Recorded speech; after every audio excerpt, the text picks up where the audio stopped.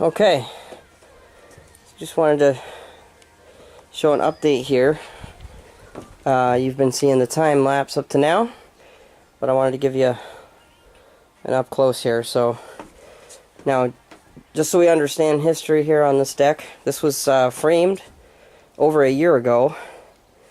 At the time, you know, they just wanted to do the framing, and the customer didn't have money yet to jump onto the finish side of it. So it's been sitting for a bit, and you know, things are a little bit twisted, so we've been rectifying some of those twists and adding in our diagonal bracing now that we knew what its finish was, making sure everything is really stiff, everything's well blocked. And you know, the original plan was to have the homeowner had opted originally to go up here, and the reason this is framed this way is he was going to run his decking parallel with the house on all sides and put a seam here.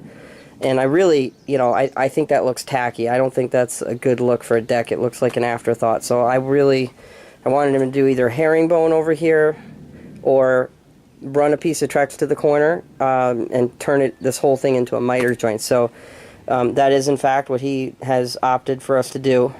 And we had to, you know, obviously some extra work here went into this, but it's going to make a huge difference on the finish. So on this big lead-in 2x10 here is this 2x10 not only offers a tremendous amount of rigidity because it's a diagonal brace that's been let into the framing, but it's also going to serve as the nailer and support for all of the ends of each deck board as it approaches that square edge Trex board that runs dead center on this. It's these all of the Trex boards will be seamed to that, and that'll give us weight, because we wouldn't want to have a Trex board here end over here and just flop.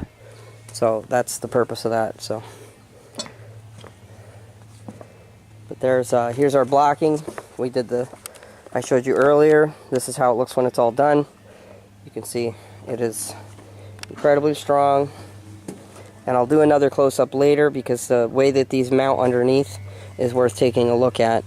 You know, if you're looking at doing your own Trex deck, I hope this might, you know, offer you some insight and assistance to how, you know, to do it the way that Trex wants it done. So, but here it is.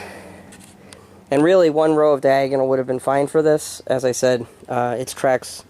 I wanted to make sure it was extra stiff.